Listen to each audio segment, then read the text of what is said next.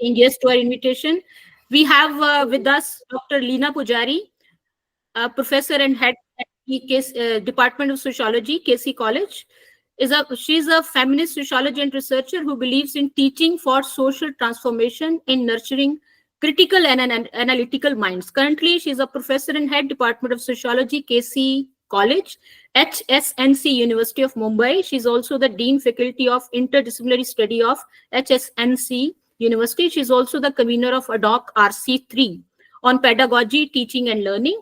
Her research interests includes gender studies, in particular issues of feminist pedagogy, feminist resistance, and feminist jurisprudence. Her publications include Doing Sociology of Gender in the Classroom, Reimagining Pedagogies, published by SAGE, a chapter on transforming the sociology classroom, implementing a critical feminist pedagogy in an edited volume, published by Routledge, Sexual Harassment in Academic Spaces, in Economic and Political Weekly, Gender Dimensions of Media, published by Routledge. Her recent publications include Fostering Gender Just and Emancipatory Courses in HEI, Interrogating the Role of Cells and ICs, published in Sociological Bulletin.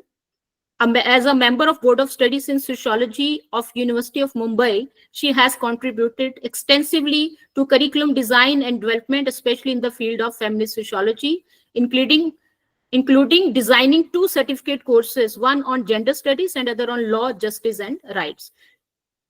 So I welcome Professor Leena Pujari to this session. Thank you so much. And she's the discussant of this session. Now I hand over the session to Professor Paltasingh. Thank you, ma'am. Thank you all for joining. Rajni. So thank you for giving me this opportunity for this very pertinent theme. So I think without further delay, I think I welcome the first speaker to deliver the session, Dr. Rukmini Sen, please. Thank you very much, Professor Tattwamasi. I'll share the screen first and then start my presentation. Thank you very much to Professor Rajni, Bala and RC10 to have me discuss on this theme as part of the lecture series that RC10 is doing in such an important theme around the challenges and possibilities of questions of gender studies in the 21st century. I will admit that this presentation that I'm doing today is kind of building on the first iteration that I had done in the lines of this at the Indian Sociological Society conference at Munjal University in December this year. And Professor Abha Chauhan was the chair when I was presenting. And I'm extremely honored as well as happy that ma'am is here, because there were certain feedback that had come on that day, and I have tried to build on it. And also wanting to say that this is a new area of work that I am starting to do, and ISS always remains an important platform for so many of us to actually test our research waters. And I think that is what I'm trying to do here today, a little more formulated and maybe a little more structured than the presentation that I had given in December. And I look forward to everyone's comments and suggestions to what I'm trying to discuss and propose, building upon, of course, various sociologists and feminist sociologists in this country. So I call this presentation Narrating Lives, Scripting Social, Exploring Feminist Sociologists' Life Writing. I'll come back to these 2 paintings at the end of the presentation, although I'm using it in the title page. There's a reason for it, and I'll come back to it at the end of the presentation. I start by kind of locating where is it that I am coming from when I am talking about narrating lives. And I'm referring to 2 kinds of texts that I'm using here. One is a book published by Nicholas Dirks, who is a historian. And this book is called Autobiography of an Archive, A Scholar's Passage to India. And the other reference that I'm using is Professor M.N. Srinivas's Indian Society Through Personal Writings. But there are a couple of other, EPW pieces which eventually come into this book of Srinivas that I will make a reference to and make my broader proposal, which is that what the archive is to the historian, the field is to the anthropologist. However, Nicholas Dirks very interestingly argues that history is the telling of the story of the nation, what he actually calls as the empire. And he also says in the same breath that anthropology, in a lot of ways, is the history of the story of the colonized. I think somewhere this correlation between the archive, the historian, the field, and the anthropologist / sociologist is something that is guiding me towards getting to narratives. Dirks in this 2015 book says, archive is the outcome of historical process and the condition for the production of historical knowledge. And this is something that is important primarily because we usually tend to think, and that is how we understand it also, that archive is a given. You go to the archive and you get knowledge from there. But Dirks is actually saying that archive is also the outcome of a historical process. It is not just a state, a physical infrastructure or a set of records, files, documents, etc., which only produces historical knowledge. It's also an outcome of a process. And that process, according to Dirks, is actually connected with questions of colonialism, the questions of the empire, and also nation building. The historian, according to him, should not take the archive for granted because the archive has carefully kept secrets. And I quote these words from Dirks's book. He argues that history is written by the state and the archive is a primary site of state governmentality. And I think, the question of power, the question of the state governmentality, the question of who writes the archive or what records are kept in the archive is something which is supreme and in some ways would probably come through as I do the presentation. If we move from Dirks and go to Srinivas, and if I have to quote from one chapter, it's actually the first chapter in this book, Indian Society Through Personal Writings of M.N. Srinivas, then I would quote, as I have stated at the beginning, I shall not discuss here what I think is my contribution to the analysis of Indian society and culture as distinct from my contribution to the organization and development of the discipline. I would like, however, to emphasize that I have refused to make a distinction between social anthropology and sociology in teaching and research. A considerable proportion of India's population, according to Srinivas, is backward, and many of the beliefs and practices of these sections are to be found even among the so-called advanced sections. In other words, there is a continuity in traditional India between tribes and caste, and any important distinction between social anthropology and sociology does violence to the social reality. We all know, having practiced sociology in India, that this, this distinction or this, or the collapse of this distinction between social anthropology and sociology has been huge. And I'm kind of trying to tell this also because when we are associating the field with the anthropologist, the field is also for the sociologist. But what Srinivas proposes in this book, but also in two of his essays in EPW, one in 96 and the other in 98, is that it is important, according to him, to move from the study of the self in the other to the self itself.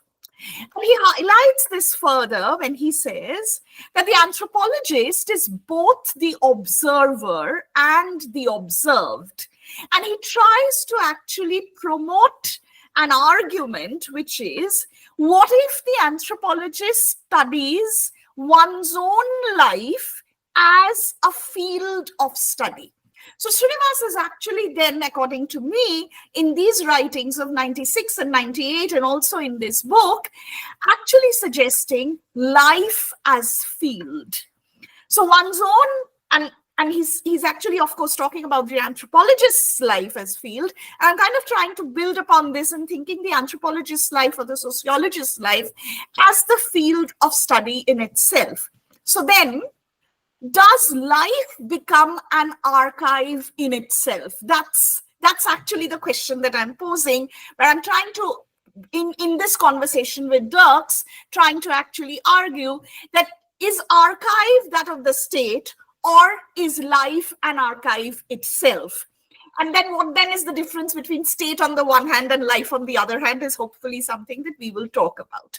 Srinivas goes on to say in his 1998 EPW piece, the value of biographical literature, including autobiography, biography, memoirs, and diaries as sources for cultural and economic history is well known. I think I'm trying to propose that within the disciplinary contours of Indian sociology itself, the question of the autobiographical, the memoir, and the diary has actually been well known and foregrounded. Ironically, though, doesn't really come in the manner in which either doing in the way in which we teach the discipline or the way in which we encourage students to do research. I would now then want to move and try and ask ourselves that whether there has been this, this thing that Srinivas is saying, that biographies, autobiographies, diaries have been common and forms an important part of the way in which sociology is done. Do we see that in the annals of Indian sociology?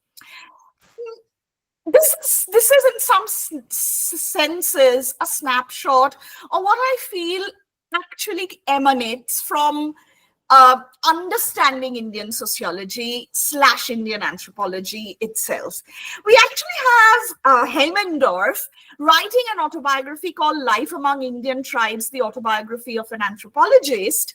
And very interestingly, Srinivas has done a review of this book in EPW.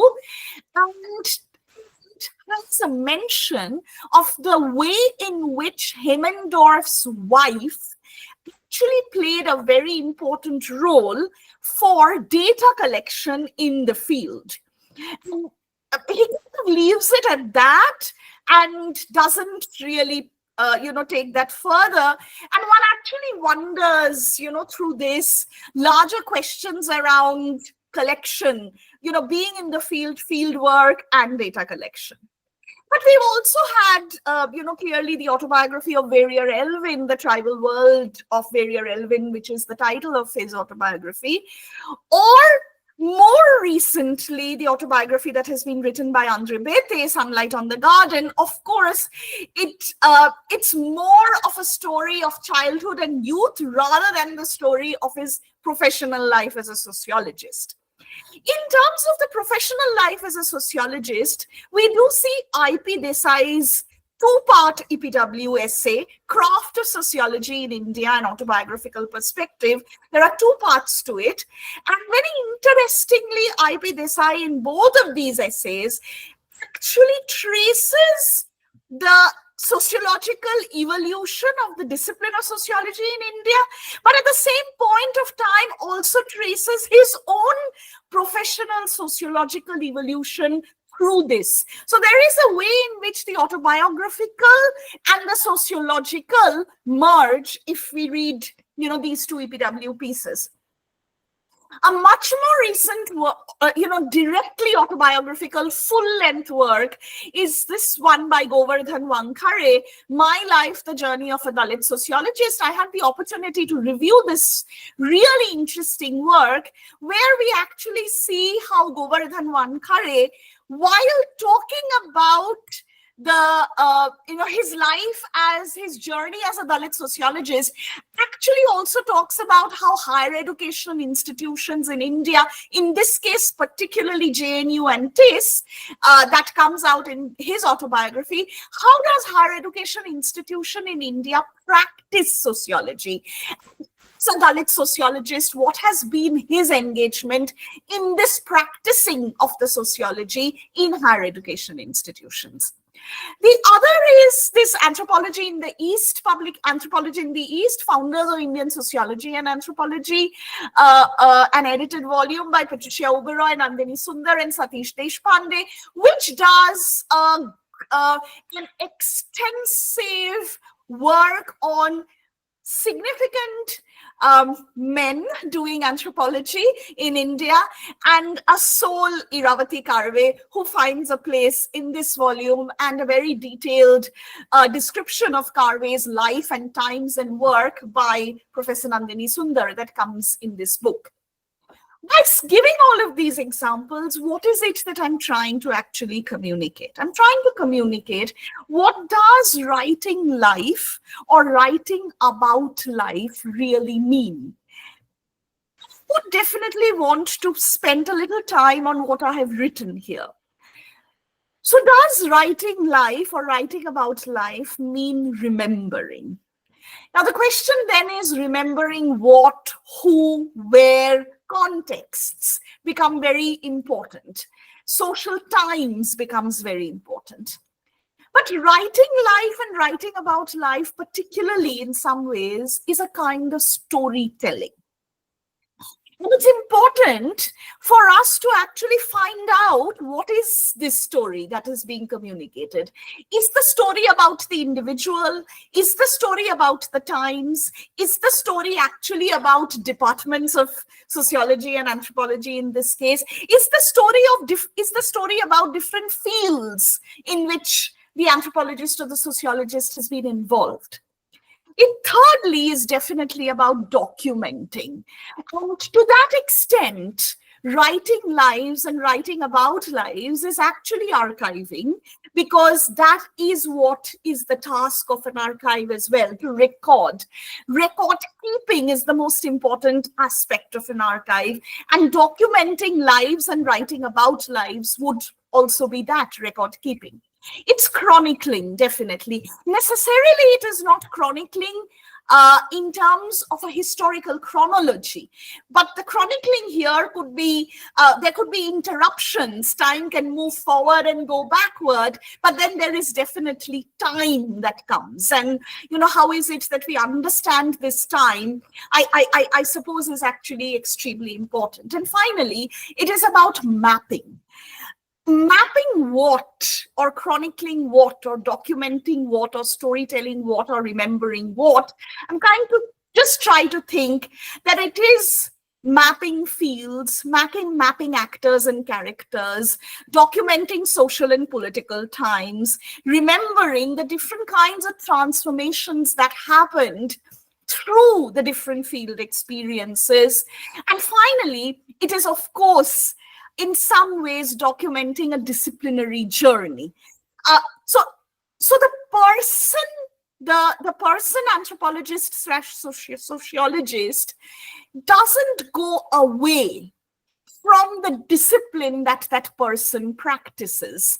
And in some ways, writing about lives tries to capture both, or is intended to capture both.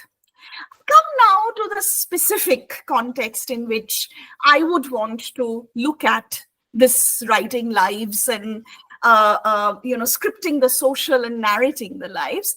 And as I was preparing for this, I was actually trying to think that before I get to some of the Indian feminist sociologists, is there a way in which one could trace the larger Western feminist sociologist world. And I know that, when I'm making this, I don't think that I'm trying to make this a binary, but I think I'm trying to also locate and understand the time periods in which feminist sociology creates a space within sociology in the Western, both American and UK context, but also the time periods in which we see Indian feminist sociologists / anthropologists emerging. So I'll get to the latter in a bit, but here I would like to just spend a little time on Harriet Martineau, 1802 to 1876. Her autobiography is actually published in 1877 posthumously, but she is, as far as my research goes, and I'm subject to correction from anybody who's listening today, she is the first woman sociologist to have written an autobiography. She does discuss her very elaborate childhood education, etc., in her autobiography in much detail. Very interestingly, the next person that we kind of see is somebody called Jane Addams, and her autobiography is titled, you will see on the right-hand top in the screen, 20 Years at Hull House by Jane Addams, whose time period is 1860 to 1935, and this book is being published in 1910. And she's actually talking about creating a residential campus for women to get educated. What does residential schooling or boarding schools mean? And she takes an active part in, both in terms of not in terms of physical constructions, but in the creation of this space called Hull House, where girl children will come to have. Excuse me, ma'am. Yes. Could you please change the slide? I have, this slide is called Feminist Sociologists Scripting Social. Okay. Is this the only slide? No, I had a slide earlier. Okay, we can see the slide of archive as state to life as like that. Okay, now it is changing. Thank you. Maybe there's some problem if I do a full screen, maybe you're not able to see the change in slide. I'm very sorry for this. It's okay, it's okay. So Jane Addams writes about this women's boarding school, residential school, and she's an active member who propagates that why is it necessary for women to actually stay in residential schools and partake education. Now, I'm not necessarily trying to say that after Jane Addams, we immediately have to come to Dorothy Smith, but there is a reason why I'm bringing in Dorothy Smith and Patricia Hill Collins, and probably I'll talk about it in the next slide or make that more clearer in the next slide. But Dorothy Smith is, of course, someone, for those of us who do feminist sociology, we cannot do feminist sociology without reading Dorothy Smith's very, very important works around institutional ethnography, around questions of sociology as an everyday life practice. She gives us a lot of vocabulary, which I think feminist sociology creates over a period of time. And Dorothy Smith, between 1926 and 2022, has actually not written an autobiography. I was trying to think as to where is the autobiographical of Dorothy Smith strewn around. And so one of the books that she has written is called Writing the Social. In this, and I want to read out a bit from Writing the Social. So she says, and I quote, "Social scientific inquiry ordinarily begins from a standpoint in a text-mediated discourse or organization. It operates to claim a piece of the actual for the ruling relations of which it is a part. It proceeds from a concept or theory expressing those relations, and it operates selectively in assembling observations of the world that are ordered discursively. The standpoint of woman, however, proposes a different position. It begins one step back before the Cartesian shift that forgets the body. The body isn't forgotten in the standpoint of woman. Hence, the actual local site of the body isn't forgotten. Inquiry starts with the knower, who is actually located. She's active, she's at work, she's connected up with particular other people in various ways. She thinks, eats, sleeps, laughs, desires, sorrows, sings, curses, loves, just here. She reads here. She watches television. She sits at her computer playing solitaire, analyzing data, sending email messages to friends, writing a paper. Activities, feelings, and experiences hook her into extended social relations, linking her activities to others and in ways beyond her knowing.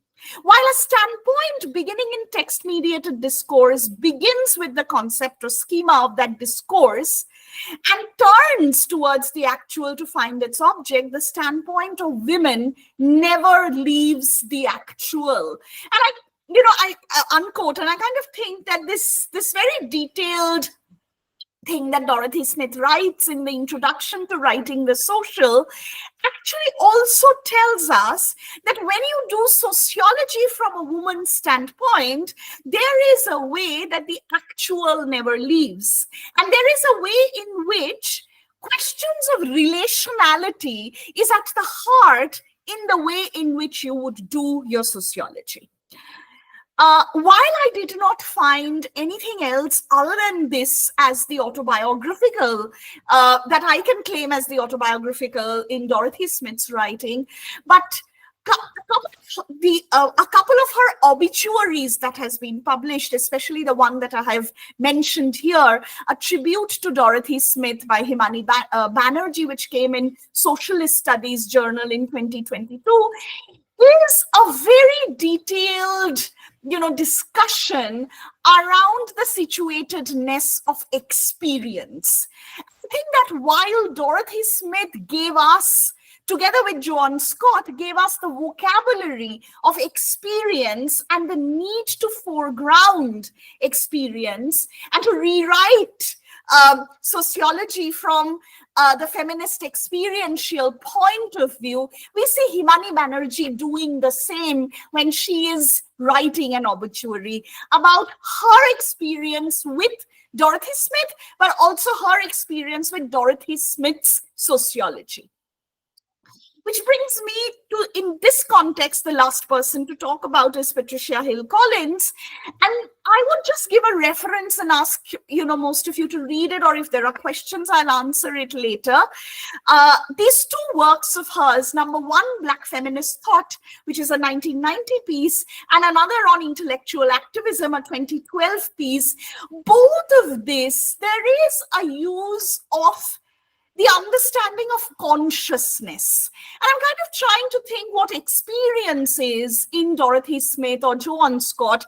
Is consciousness in Patricia Hill Collins or any other Black feminist writings or Black feminist discussion, the question of consciousness and the politics around consciousness drives the way in which there is an engagement with the social.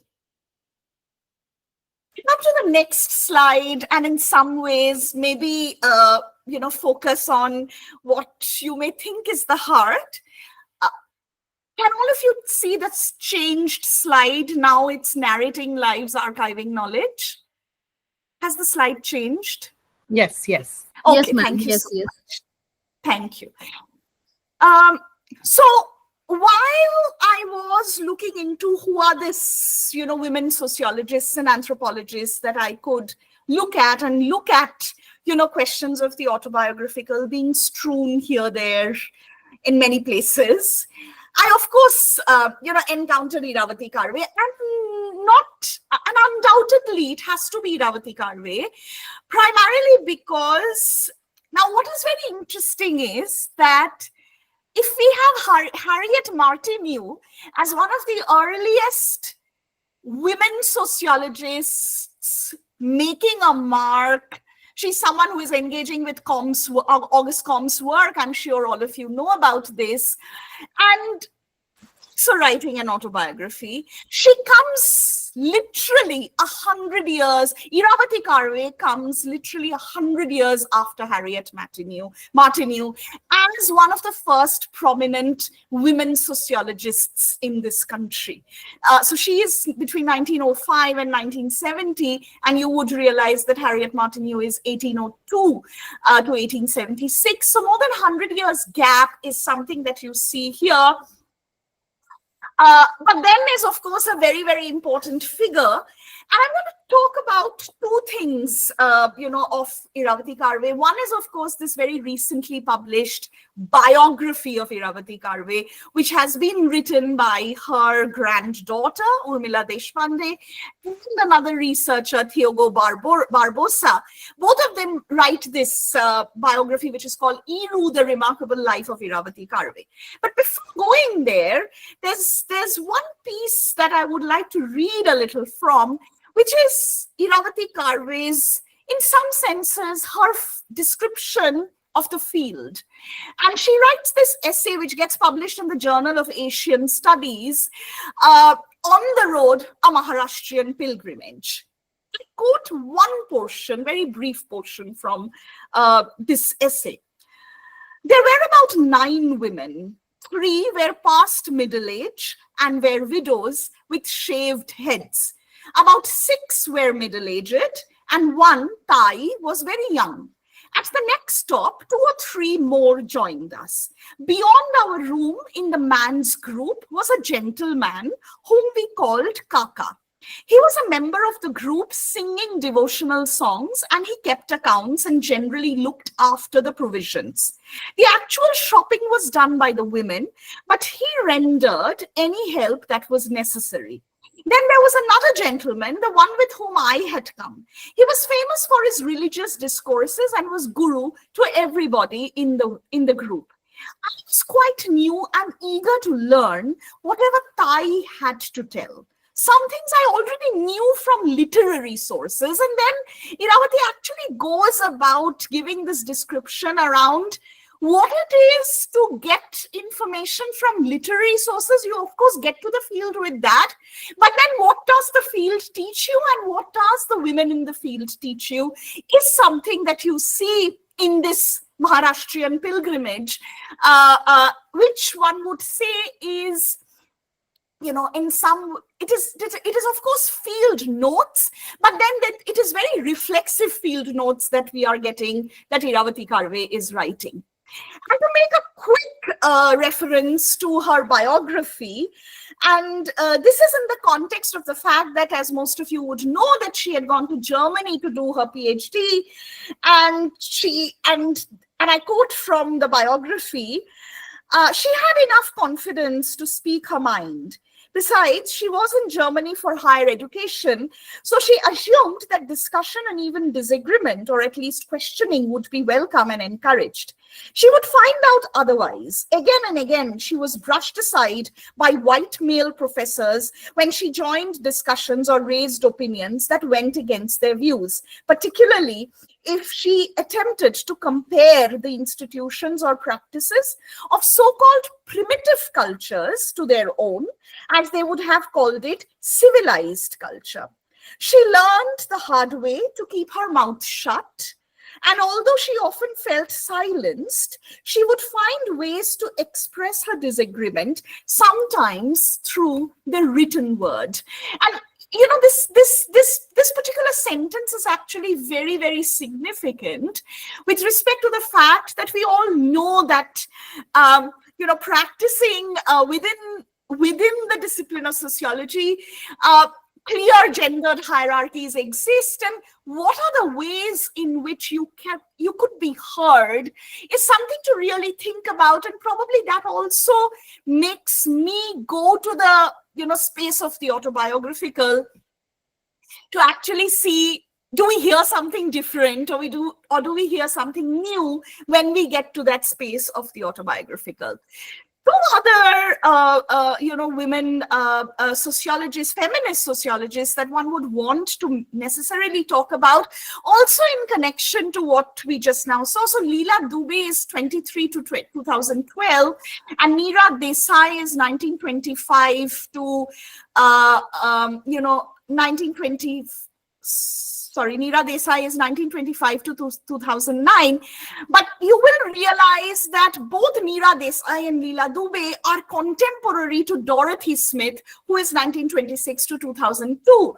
So there is a reason why I'm bringing Leela Dubey and Neera Desai together. One, because they are contemporary to Dorothy Smith, but two, we also see both in Dorothy Smith as well as in Leela Dubey and Neera Desai how the feminist movement, or the women's movement in India, in this case, in the case of Desai and Dubey, how does that play an important role in the manner in which they find their position, or they navigate their position, within the discipline of sociology.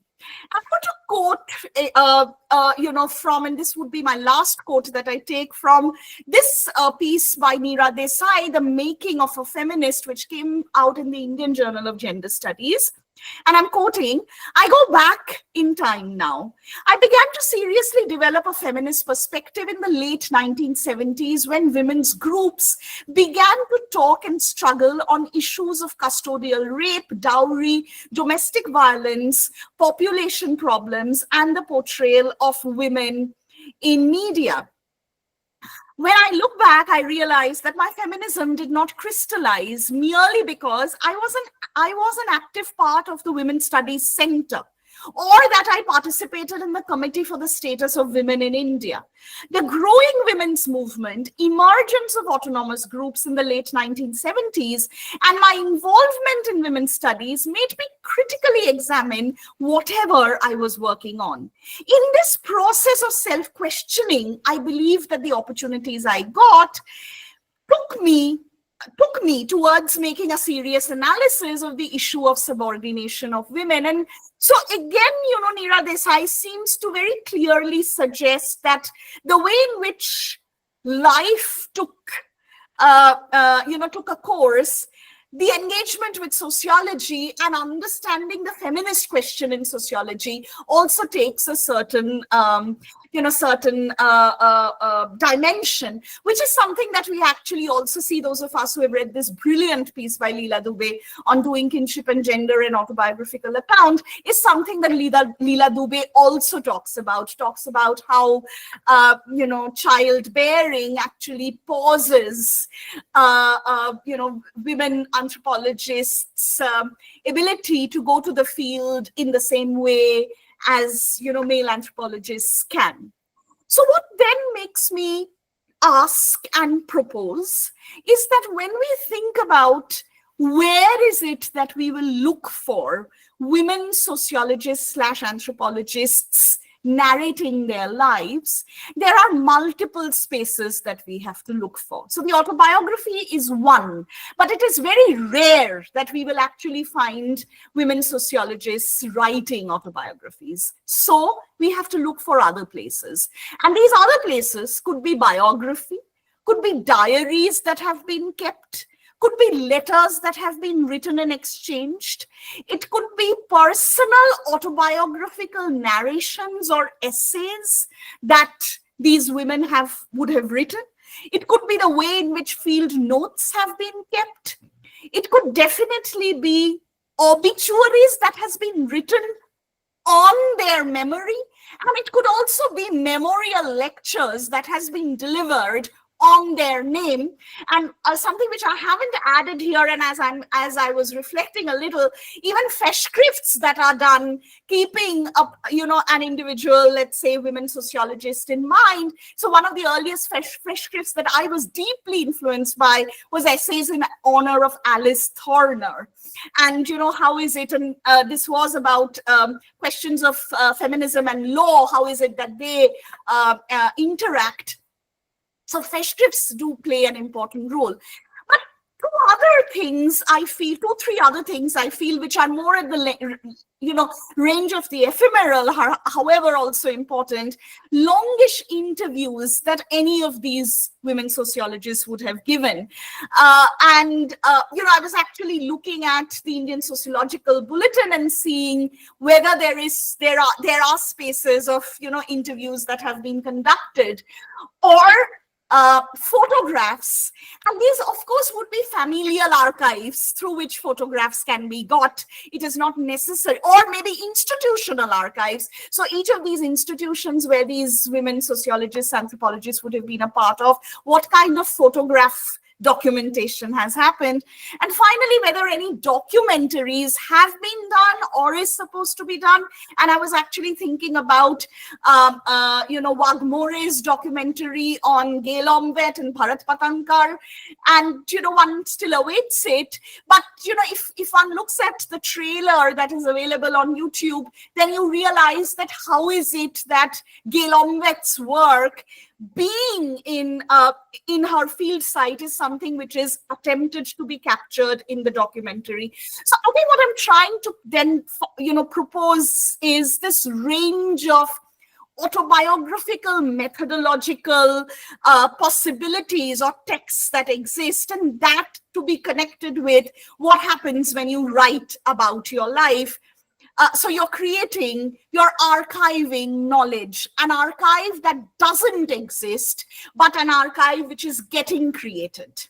Finally, it is not that for the first time any of this is being said, and I just thought that I will kind of locate my work in the already existing processes, but I do think that there are ways in which the arguments that I'm making, I'm actually building upon the arguments that have been made by Indian feminist sociologists earlier. And one has to go back to Sharmila Rege's Sociology of Gender, the challenge of feminist sociological knowledge, primarily because one of the things that Rege is asking is actually very, very important. She's asking this question that when you do a sociology of gender, what is it that you're trying to do? Are you trying to underline the invisibility of women in sociology?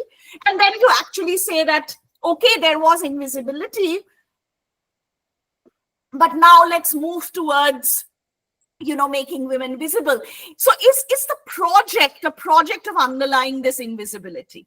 But then she actually warns us about something. I think warning is important because she kind of says that despite underlying the invisibility of women in sociology, the core of sociology still sustains certain binaries. The binaries of the social and the political, the social world and the knower, the reality and knowledge, the objectivism and subjectivism, book view, field view, micro, macro. So these binaries remain despite the fact that we underline the invisibility of women in sociology. And I was trying to think that this is really the question that even Dorothy Smith is asking in Writing the Social, that do you really forget the reality? Do you forget the knower? Do you forget the person who is doing the sociology in this, in this binary? Do you forget the micro in trying to figure out the broader, larger macro? So Rege leaves us in this, the introduction that she writes in Sociology of Gender. I was revisiting it for the purposes of today's presentation, and I felt that she's leaving us with a very important question. But doing this by underlying the invisibility of women in sociology, will there be an increased sensitivity to the margins of the discipline? Or I think that is unsaid, but she's literally echoing it. She's saying it, that even by underlying the invisibility, whether the core of the discipline will remain the same and we will not be able to have shifted the contours of the discipline. Montri Chaudhary in 2016, in a Contributions to Indian Sociology piece, asks us, the piece being called Feminisms and Sociologies, Locations and Intersections in a Global Context, she asks us, how are we to understand locations, disciplines, intersections? And, she does a very interesting tracing of, Western sociology and these thematic convergences of feminisms and sociologies, and to look at it in the Indian context, and in some ways critiquing the, we actually tend to do feminist influence in sociology in a phase-wise manner, and Moiti Chaudhary actually questions that and asks us to again rethink, I would think, literally a similar question that Rege is asking us in 2003, Chaudhary is asking us to think, has there been a feminist recasting of sociology? So has the vocabulary changed? Or has there been disciplinary shifts? So that's the kind of question that Chaudhary is asking us, and I'm also trying to be with that set of questions and maybe push that set of questions a little further. Finally, Geeta Chadha and Joseph M.T.'s 2018 volume, Reimagining Sociology in India, Feminist Perspectives, has a full section on, early women sociologists in India.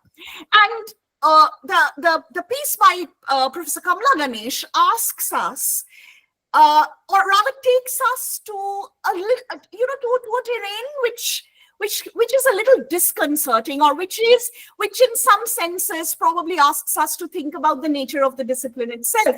So Kamala Ganesh in that essay actually says that some of these women anthropologists, sociologists, when they realized this unease with the discipline, it drew these women sociologists to other kinds of spaces. It could be social activism for Chandrakala Hati to come up with, to create a women's organization which was called Kutum Sakhi, or towards historical fiction. Iravati Karve moves towards historical fiction, and she's, one of the best known works of Karve has been Yugant. And, in some ways, even as a student of sociology, I think I stumble upon Yugant much before I stumble upon kinship organization in India.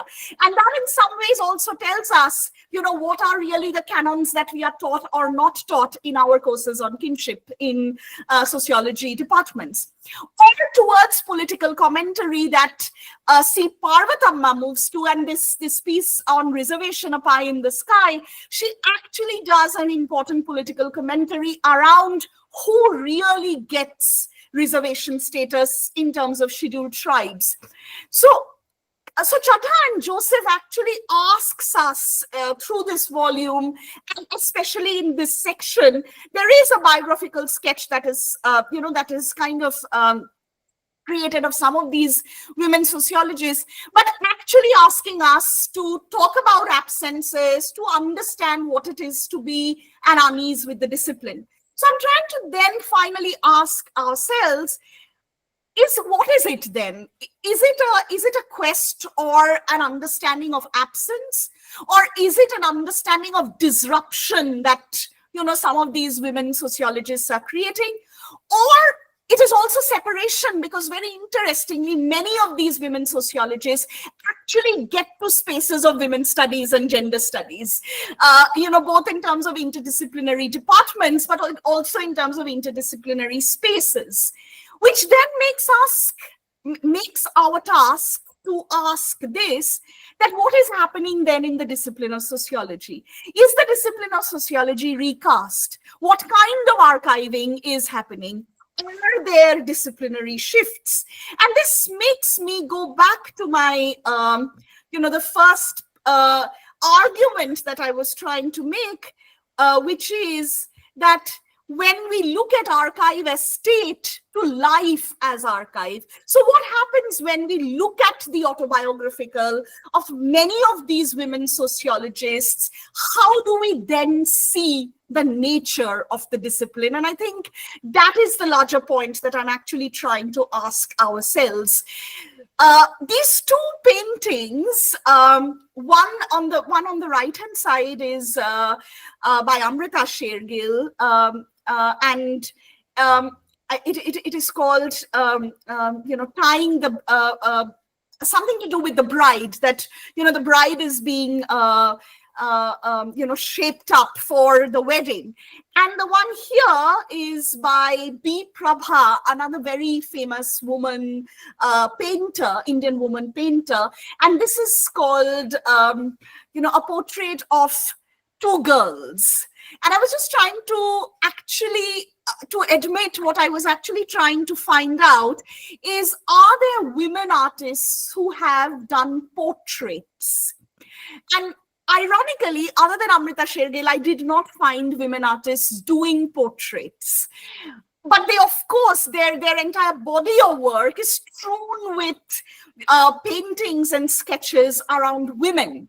And I was in some ways trying to think that even Indian women sociologists and anthropologists, in some ways, necessarily do not write the autobiography, which is write about themselves, paint themselves in some ways. I'm doing an allegory here. But then their autobiographical is strewn around in various engagements in sociology. And I think that is the scripting of the social, which is probably necessary to recast the discipline of sociology. That's a proposal that I'm trying to make through this. But thank you very much for giving me this opportunity to present my views to you. Thanks a lot. So meanwhile, I request Professor Leena Pujari to, as a discussant, give her comments. Thank you. So thank you, Rajni, and thank you for this opportunity. Am I audible? Can you hear me? Yeah, I think Yes, it's ma'am. always Yes, ma'am. it's always a pleasure to be in RC10 sessions, either in person or virtually, as it is today. Well, Rukmini, what do I say? Thank you for that absolutely delightful presentation, profound insights. And I'm just wondering what is left for me to say. And I'm just thinking, how do I respond as a discussant? All right. But it's what you said is, of course, my work and my writings and whatever I do in my classrooms, it has been very close. It's very close to my heart. And I think if this session is about disciplinary shifts, transgressing institutionalized disciplinary boundaries and, the binaries that you spoke about, that Sharmila Rege speaks about, and not just, transgressing in terms of theoretical frameworks and methodologies and, pedagogies, but also readings, text. I think that's a very critical thing that has come out. I mean, this binary between what is a credible source of learning and what is often dismissed as not very important, not well researched, this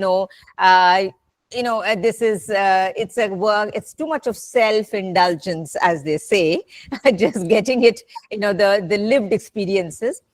I think that is something that you brought to the fore. You've underscored the importance of looking at autobiographies, biographies, diaries, texts, And in other words, when you say that the self, life, it's important that we reflect. What, like Srinivas says, that we need to study our own self, right? And the life as a field, the very important statement that life is as a field, which means it's all the more necessary that we do self-reflexive journeys, which are very important. Most of us here as practicing sociologists, I think it's very important to understand how we engage with the discipline.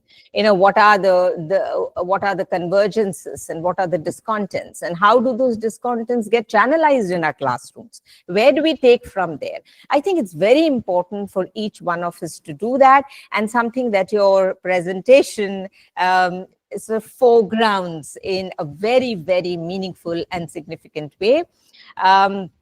When you were talking about the early women sociologists, Gita's and Joseph's volume, and I was just wondering that, Kamala Ganesh's article, she says that how does one read the work of the early women sociologists, and the dilemmas, because so I'm coming to the naming problem. None of them named themselves except of course Leela Dubey and Neera Desai, but that was also, both of them were part of the Towards Equality report, and that kind of consciousness came in. But in case of others, whether it is Iravati Karve, whether it is Hate that you spoke about, even Bela Datta Gupta, right, Himlata Acharya, I mean, even though they have done some work around gender, most certainly, but we really do not know whether they had a feminist consciousness. And we all know, just because we are women sociologists, the feminist consciousness does not come about. It's not, we can't equate the two, right? And Kamala Ganesh, in fact, asks a very interesting question, and she says the dilemma of, am I imputing too much? Probably what I'm thinking of was not there. But if you look at their work outside the academia in terms of, the voluntary work. Now, Bela Datta Gupta, for example, was the chairperson of the State Women's Commission in West Bengal. And, she did a lot of work on women. So that was very interesting. And one thing that comes up in that early work, which I sort of am just reminded of, is this idea that how do we look at people who do gender? And I think I want to link this whole thing to Dorothy Smith. I mean, the two sociologists that I really want to bring in here and who have been, I think, inspiring. And as you said, I don't think we can do a sociology without looking at their work. Unfortunately, we didn't read them. And for the longest time in the UG syllabi of Bombay, in Maharashtra, we didn't have them, right? For the longest time, either in theory or in gender, sadly. But, Dorothy Smith, she talks about, she begins by saying in her work, Everyday World is Problematic, she says, the intellectual social world that we inhabit, where we are doing our research, where we are building theories, it looks very distant, okay? Because, this is a world which is primarily dominated by men. Men are working on men and they're talking about men, and in the making of this discipline, women seem to be excluded. There are no conversations happening about women, their material lives, and she speaks beautifully. I mean, that work is not an autobiography, but she talks about how she was a single parent, all right?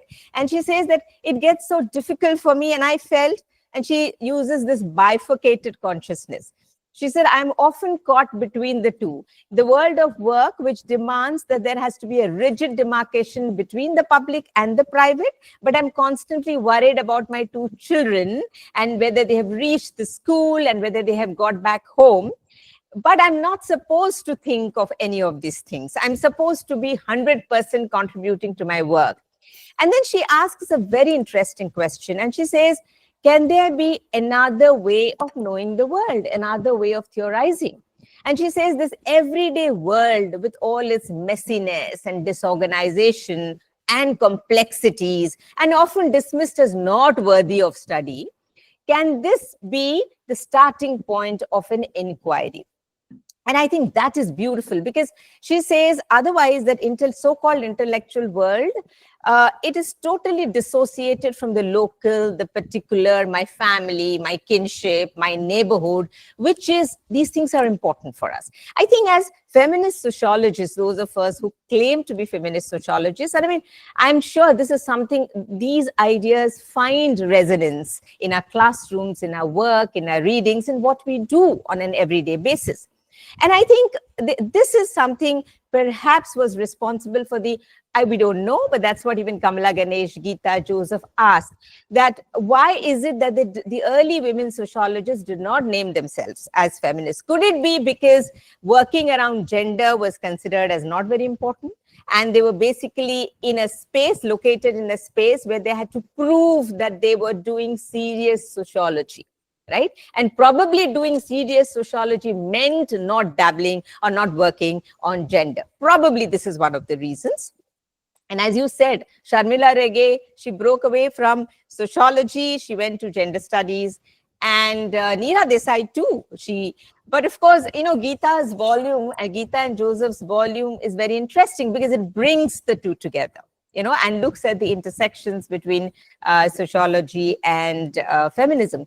The other interesting work that I just want to kind of talk about and probably conclude is Patricia Hill Collins that you spoke about. But I think there are three very important things that she speaks in the Black feminist thought, which I think very important, which actually mark shifts in the way we do our sociology. Because when we bring in these works, I think the way we do sociology changes, and that is very important because every discipline has to evolve, has to respond to the churnings and the times we live in. And she says that she brings in the idea of epistemic privilege, right? That people, the oppressed, have this privilege of knowing the world in two different ways. One is the dominant ways of knowing the world, looking at the world through the dominant framework. So when a Black African-American woman goes to school, college with white teachers, they learn these wonderful ideas about how America is a bastion of democracy, freedom, equality. Outside the academia, they encounter a different world altogether of oppression, subjugation, racism. And here she says, what is going to help them navigate all of this is wisdom. And that wisdom comes from our lived experiences, right? Because she says the knowledge which comes from books and texts will not help us navigate this harsh world outside the academia. And she very beautifully says, she says, knowledge is good for the privileged, right? Those who those who have everything, the powerful. But for the oppressed and the subordinate, what helps is ultimately wisdom. And the beautiful quote, and she says, a Black woman once told her that her aunt used to say that a heap see, many of them a heap see, but few understand. Right? So a lot of them see, but very few actually understand. And then she also talks about the insider-outsider dimension in Black feminist thought. And she talks about interactive forms of knowing. I mean, how is knowledge production to happen? Is it an individual pursuit of knowledge, or is it something that we do as a process of critical dialogue, as part of a collectivity? And right, when we are conscious of what we are doing to others.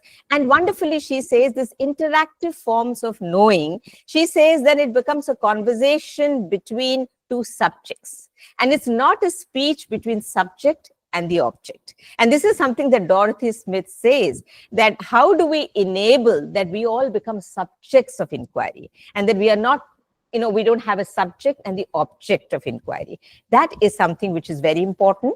I think I will stop here because it's already 4:20.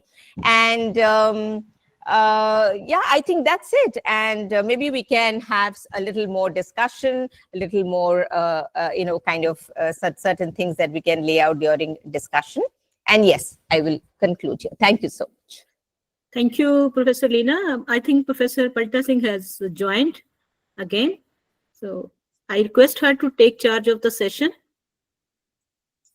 And I congratulate RC10 for this wonderful lecture series. Congratulate Dr. Rajni. Congratulate Dr. Rukmini for the wonderful deliberation. I think she has brought out a range of issues in terms of the narratives and the sociological explorations.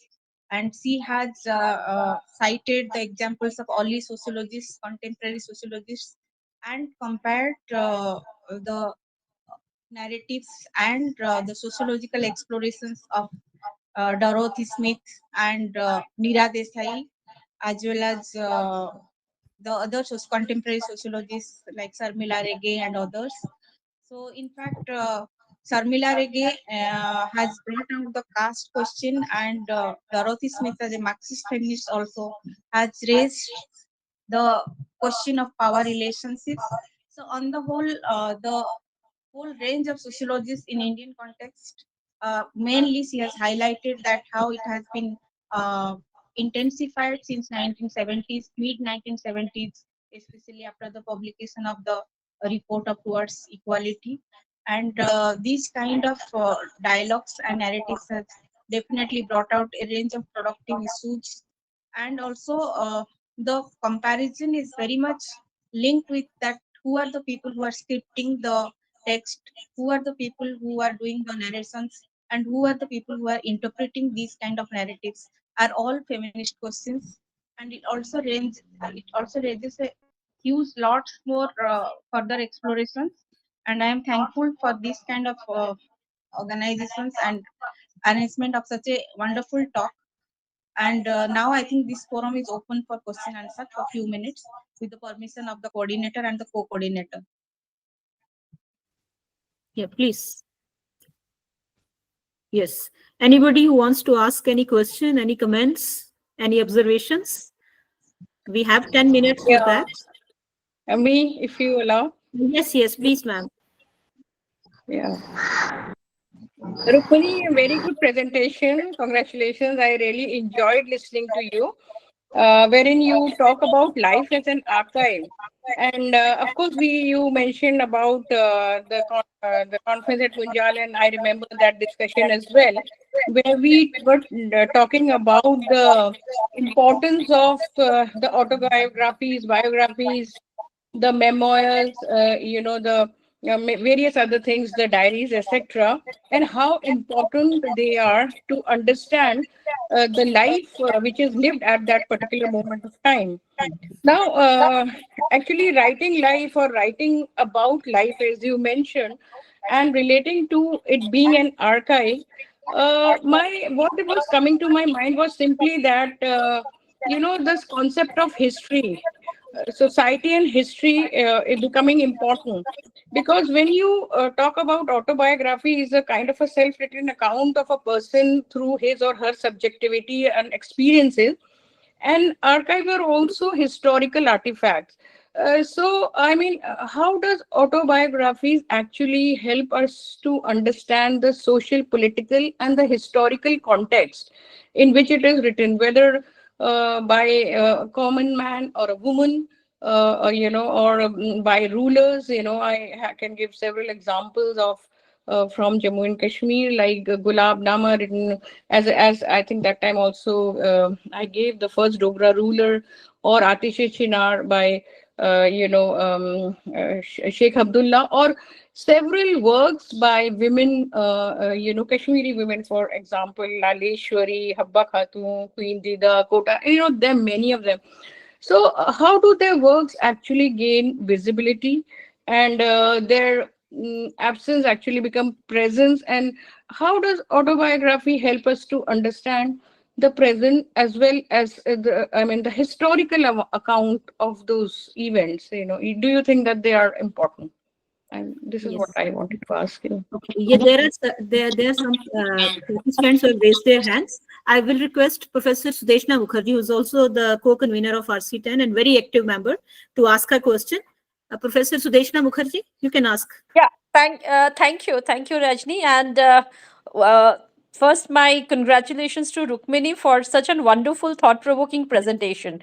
So it's just a query, Rukmini. So since you have worked, and I mean, for your work, you have gone through, I mean, both the autobiographies written by the men sociologists as well as the women sociologists. So did you find that taking that postmodern feminist commentary on women's writings, like what Siksu and all, they have raised those questions, like how plurality, fragmentation and deconstruction that have guided the gender narratives of the autobiography of the feminist feminist sociologist or sociologist who wrote on their own life?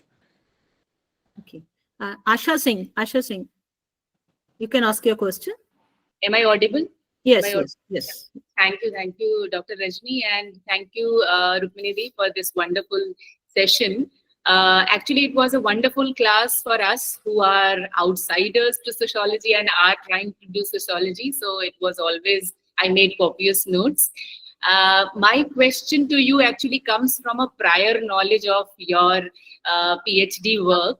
So basically, I wanted to ask, because in your PhD, you have looked at autobiographies of Bengali women. Let me ask this in Hindi. These women who were not, जो संस्थागत नहीं थी, यानी किसी संस्था का हिस्सा नहीं थी, लेकिन फिर भी अपने बारे में लिख रही थी, और यहाँ पर जिनके बारे में आपने आज प्रस्तुति दी, ये वो महिलाएं हैं जो संस्थाओं का हिस्सा रही हैं। तो जब हम संस्थाओं का हिस्सा होते हैं और जब हम संस्थाओं का हिस्सा नहीं होते हैं, तो हमारे अपने जीवन के बारे में, चाहे ऑटोबायोग्राफी के रूप में हो या हम फील्ड नोट्स के रूप में लिखें या हमारे मेथोडोलॉजी चैप्टर के रूप में लिखें, उसमें किस प्रकार से अंतर आ जाता है क्या, क्योंकि हमारे वोकैबुलरी यूनिवर्स अलग हैं अगर हम संस्थागत हैं और हम संस्थागत नहीं है। तो ये मेरा एक रफली फ्रेम्ड सवाल है। Thank you so much. Okay, शाश्वत SR. Shashwat SR, please ask your question. Hi, am I audible? Yes, you are audible. Okay. Thank you, Professor Rukmini, for your talk. Always delighted to hear you. So I had two sets, a set of two sort of comment questions. The first one was relating to the archival sources, which you mentioned, and you mentioned many. And I was just thinking of a few more. So I was wondering if you could talk about how these could or could not be used as sources. So one I was thinking of was PhD theses. Uh, Both the theses that are guided by faculty members, and I'm thinking of the Anthropology in the East book, especially G.S. Ghurye's, the chapter on Ghurye, where there is a section on the vast range of theses that he guided, but also PhD work that is conducted where the PhD itself involves creating an archive uh, on uh, uh, on a sociologist, anthropologist, and maybe drawing upon the tradition in literary studies of author studies. So that was one. Another I was thinking of was university syllabi. As part of teaching in university spaces, what are the kind of texts that, as faculty members, these scholars bring together? And what can that tell us about them, about the institutional space, and so on? Then, when you mention the ephemeral and some sources having a particular ephemeral quality, I was thinking of social media and how social media is sort of an archive in creation. And later on in the future, we can look back at social media profiles of scholars and think about constructing some kind of a biographical account of them through that. The other question that I had was this relationship between autobiography and autoethnography. Um, what is the relationship between the two? What is the difference between the two? Why is there a discomfort with autoethnography? And why this discomfort when it could be said that that some archival sources have an autoethnographic quality? So why is there a discomfort when a work is labeled as an autoethnography as opposed to an autoethnographic quality being present in a work that is a biography or an autobiography or something else yeah. So those were my two yeah. Thank you. Thank you, Shashwat. Now I request Dr. Ananta Giri to ask his question. Professor Ananta Giri. Thank you. Thank you so much, Dr. Rajni and Professor Sen, Dr. Pujari, Professor Paltasingh, Professor Chauhan, and all friends. So nice to embrace these questions and colors of consciousness. So thank you, Professor Sen. And just linking to very deep thoughts already shared, now out of your many deep engagement is the whole contours of feminist methodology, out of many. But how do we cultivate feminist methodology? And three questions immediately. One is the question of ontology, epistemology, and also the challenge of non-binary. Therefore, just critique of the binary is not adequate for cultivation of contextual and transcendent non-binary on non-dual methodologies. And linked to the question of positivism also, because as many of the scholars like Sandra Harding and others Therefore, the very language of standpoint that you refer to and many feminist social science reproduced, there is no critique of standpoint itself from the perspective of philosophy of science, including the limits of positivism. So my query therefore is, feminist methodology needs to embrace the limits of positivism, and therefore standpoint is not just isolationist, standpoint is relational. It is from that point of view, how does feminist methodology becomes part of the needed constellational approach, a very important methodological way cultivated by late Professor Boyke Rebine, who is a very interesting thinker. And one or two quick thoughts is that, for example, your reference to Patricia Collins is very interesting. I look forward to reading her work. But if you bring Patricia Collins with bell hooks, and Yes. therefore bell hooks is cultivating a non-dual approach to the women's condition, and which is quite important. And as you are referring to three things quickly, one is Srinivasa's notion of self and self.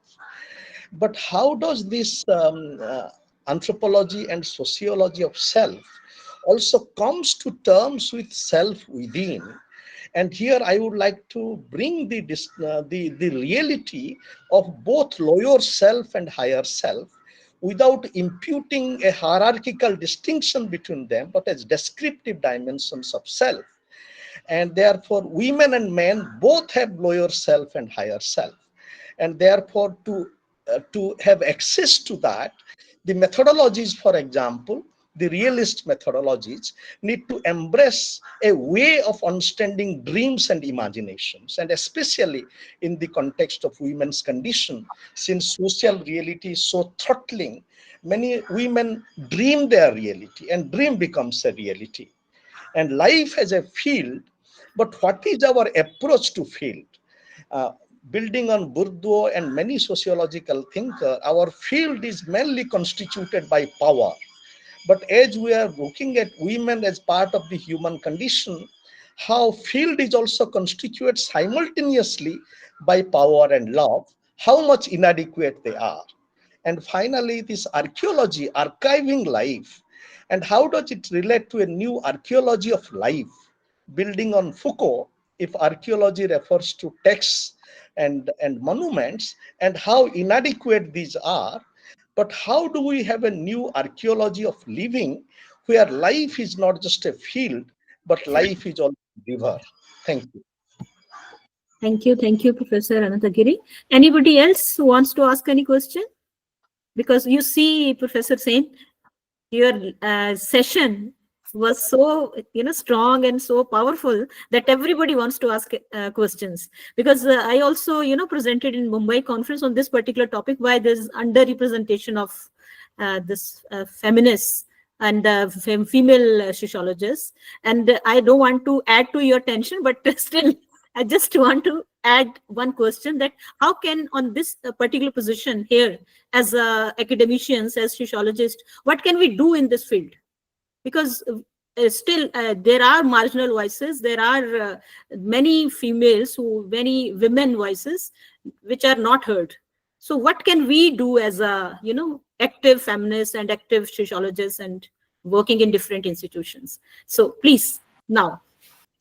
Thank you very much, and thank you to everyone, starting with Professor Abha Chauhan and ending with Professor Anantagiri. I'm definitely very, very nervous and everyone in between who asked such engaging questions. But I'll kind of try and reflect maybe very briefly on each of the questions that has been asked, but try and be brief. We'll have at least 5-7 minutes? Yes, Professor yes. Bala? Okay. Yes. Thank you so much, Professor Vishwalaksha, for writing this. I'll start by thanking Leena for bringing in such rich, insightful, points of discussion, and in some ways, one thinks that while Leena, you and I did not have a conversation before this presentation, in some ways, in our heads, we were probably thinking similar things as we imagined the presentation and the way in which you engaged with the presentation. I just have one, point. Would like to take one point very importantly from what you said, and that in some ways will relate to two questions that have been asked later, one by Shashwat, the other by Professor Rajni Bala at the end also. What does texts do? And what is it that we do when we read texts? And I think as teachers in different higher educational universities or colleges that we are, what is the kind of course outline that we are creating is actually a very, very important tool. Earlier days of doing women's studies in the 1980s, etc., there was so much discussion around curriculum designing and curriculum content and what is the content and how do we reframe it, etc. I think today the questions around whose texts are we including, what it is to do the canons, and what do we really mean by canons, I suppose, is an important question to really think about. I was, as you know, in part of preparing this presentation, for the first time, I was actually reading a lot of Marion Weber. I did not include Marion Weber in my list of, women sociologists. Unfortunately, Max Weber's wife, and is what she's known to be the most. But very interestingly, Marion Weber, who wrote a biography of Weber, also has been someone who has written one of the earliest commentaries on questions of authority and domination within marriage. And very early, interesting Marxist, feminist, sociological kind of writings are, coming from Marion Weber. So I'm actually trying to think, do we ever study any of these people in our social theory courses, in our, in the course outline that we do for sociological theory, or other spaces? So I think that is something which is very important, what you highlighted, Leena, about texts, etc. And what does it make up? What does a particular text become credible, become canon, become canonized over a period of time? I think that is something to really think through. And in some ways, I'm thinking that the questions that Professor Moitri Chaudhuri raised about whether are we really recasting the discipline, I think to me, the answer lies also there, that we will recast disciplines only when we recast texts through which we engage with the discipline. I suppose that is equally important. Abha ma'am, thank you so much for engaging with this. And I know your own interest and engagement with autobiographies are so strong. I do feel that when one talks about autobiographies, it is not just a document which weaves an individual person's life. There's a very interesting essay by Professor Sundar Sarukai on, what it is to use the autobiography. And he actually talks about that the autobiographical text is an engagement of the self with the other, because the other are all the other characters that we see within an autobiographical text. But the autobiographical text is also an engagement with the self, which is the past self. So, if I'm writing an autobiography now in my adult age, what is my engagement with childhood? Which may not be, so it is not the same self as this self. So he uses a Derridean concept of trace and actually talks about what the autobiography does in terms of tracing the past and remnants. And we also know of Urvashi Butalia's work around memory or foregrounding memory when we think about writing about lives, which to me is what makes autobiographies also socio-historical documents and not just personal life narratives. One's life is in the social, as Dorothy Smith is saying. Sudeshna, when you ask whether we see questions of plurality, fragmentation, etc. in the writings, one of the things that one definitely sees, that there is a question of relationality that you definitely that one definitely engages with in any of these writings, be it the writings of the Western anthropology, feminist anthropologists, or the Indian, sociologists, etc. We do see the emergence of a relational sociology, as if. And relational, I actually mean there's quite a bit of reference to what are the other things that these people are doing. So in the case of Jane Addams, the fact that she is someone who is important in setting up this residential house for girls, that is something that makes it a really engaging socio-political text. Just like Meera Desai referring to women's movements in the 1970s, or Leela Dubey making a reference to Field and her students and questions of field site. So I would definitely say that there is that turn, this relational turn in the writings of these women sociologists. Thank you very much, Asha, for making a reference to my own work on autobiographies. And I think as I was preparing this, I was constantly trying to think that there are certain things that I have learned from my work on autobiographies, which enables me to start this work from a different, entry point altogether. But the question that you ask is so important about the fact that when I did the work on women's autobiographies, it was about ordinary women. And one of the arguments that I would always make, and you would have heard it also, is that men who write autobiographies are famous men who have something to tell about their lives and therefore write. But these women are literally, quote unquote, unknown, ordinary. And the word ordinary actually comes in so many of the women's titles that they give in their autobiographies. Very different in this case, absolutely. There are, I think, so one of the questions that you asked, what is the voice that is coming? I'm actually reminded of the kind of questions around voice that actually came even when ordinary women wrote autobiographies. The question was, is this really women's writings, or are they aping men's ways of writing? So what it is to really write like a woman, I think was a question which in some ways I was trying to deal with even in that work on women's autobiographies for my PhD and later. Here, what is happening is, I think I'm asking this question, is there a new vocabulary that they are creating, despite the fact that they are institution bound? Is there a way in which they are giving us new language to engage with sociology? To me, now reading women sociologists, feminist sociologists autobiographical, the question is their engagement with the discipline.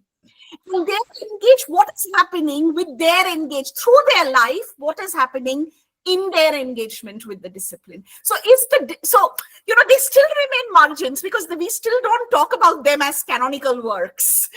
We still don't, in a course on gender and society, maybe we will read some of them, but again, not necessary. So there is a margin that is speaking to the center, which is the discipline of sociology. And I'm kind of trying to, in that sense, think, is there an archive that is getting created? An archive which is different. An archive which is not where you go and you already have documents in place, but a very different one. And is there a new vocabulary? And, everyday life as a new vocabulary is something that Dorothy Smith gives us. And I think the next iteration that I do of this line of thought, I will try to pick out what are actually these new vocabulary that we are getting from these, feminist sociologists or women sociologists in their engagement with the discipline. Thank you very much. Shashwat, PhD thesis is actually a very, very interesting example that you give. And also, not just the other thing, that I was thinking around was very interestingly. So one book of Iravati Karve,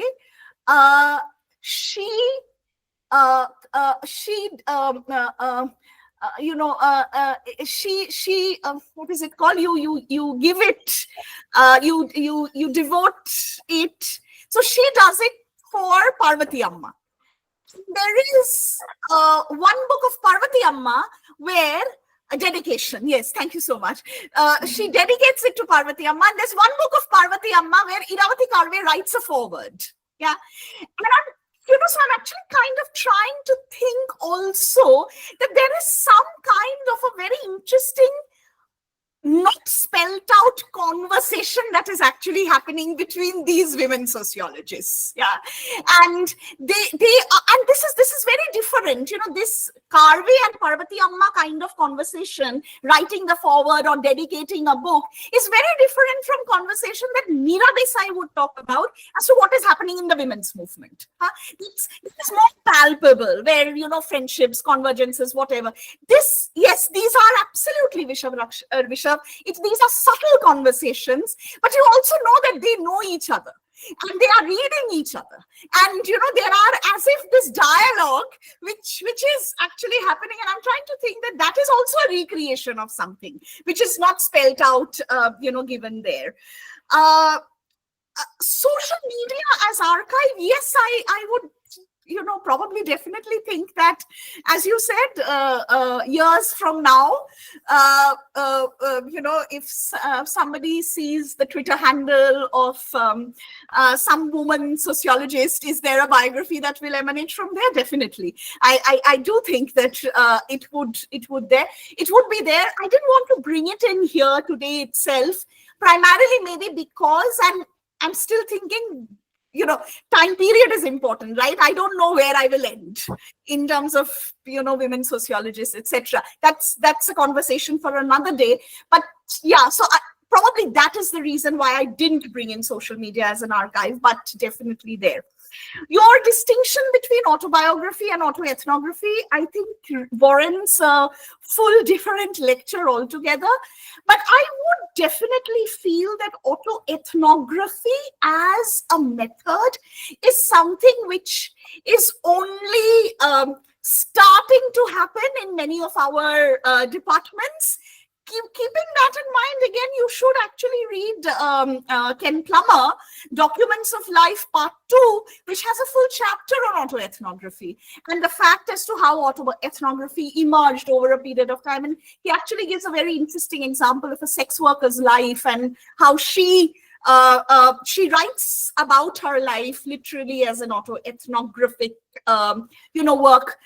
Even Nalini Jamila's autoethnographic work is something that one could read in this way. But yes, to say whether we are comfortable to do it in our own disciplinary contours, it's still a way to go, but we are probably reaching there. Professor Giri, thank you for all the things and the way in which you engaged with, as always, with such rich philosophical, contributions that you always make to the paper that you engage. I think I'll just talk about maybe two things here. Number one is, I totally agree that critiquing the binary is not enough. And I don't, and I personally feel that when Sharmila Rege was doing critiquing the binary in sociology of gender, she then, when she writes the Dalit feminist standpoint, she actually just doesn't critique the binary. She also center stages the Dalit feminist voice as the feminist voice of experience and standpoint. So not just critiquing, but to actually also take up, move from critique to taking a standpoint position. But I understand that there is a way in which one needs to also interrogate the standpoint.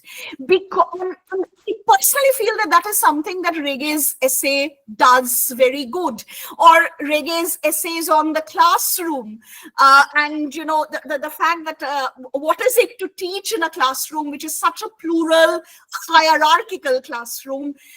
What kind of voices are heard and not heard, and can there be a standpoint without actually engaging with an intersectional lens?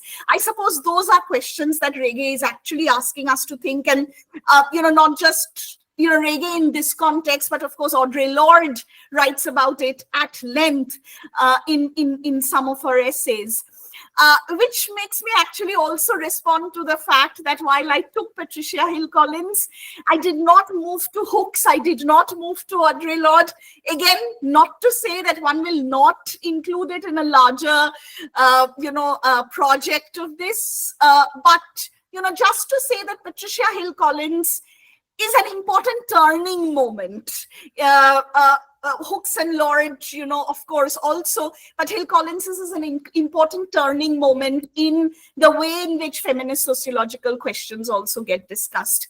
I want to end by what you actually said about the archaeology of life/living, and not to consider a field of life, but a river of life.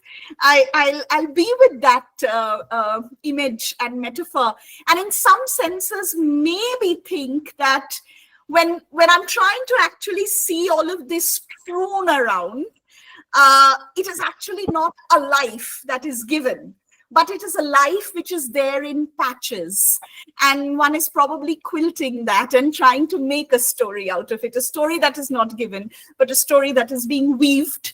I think I have the weaving imagery in mind, but the meandering river is also wonderful. But thank you for that imagery that you left me with. Thank you very much. Professor Vishwaraksha, she has a question.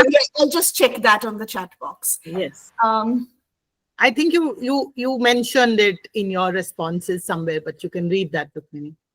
Whether writing about one's everyday life other than one's professional life. Yeah.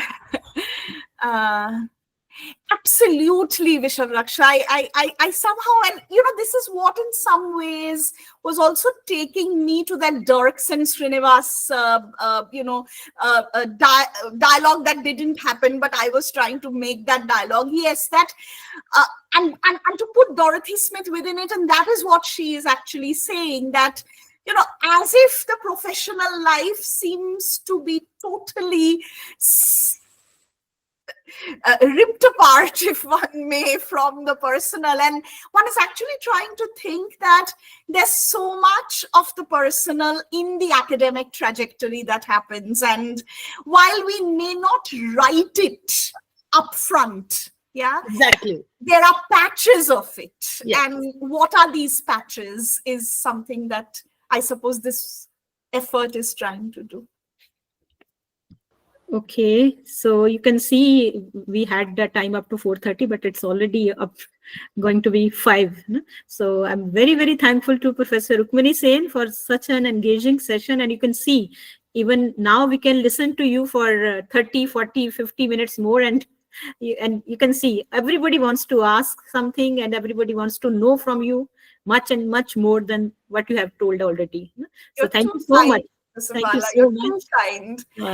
Thank you so very much. And thank you, my friend Leena. She's always the best. And I told her that you are going to rock, because I know she's always, it comes with so much good points, and she gives us food for thought. So thank you so much, Leena, for your, very meaningful discussion and everything. And I thank all that. I just want to read some of the names.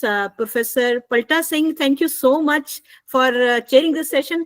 I'm sorry, Professor Paltasingh was not ready because she was busy somewhere, but even then she managed. I'm very, very thankful to her because I told her, yes, I told her that already Professor Rukmini and Professor Leena has said yes. So she, adjusted with us. So thank you so much. I know she, this internet connection was not good because she already told me that she's busy somewhere, but even I forced her to. So I'm so sorry for that. And I'm thankful to you because you gave your precious time to us.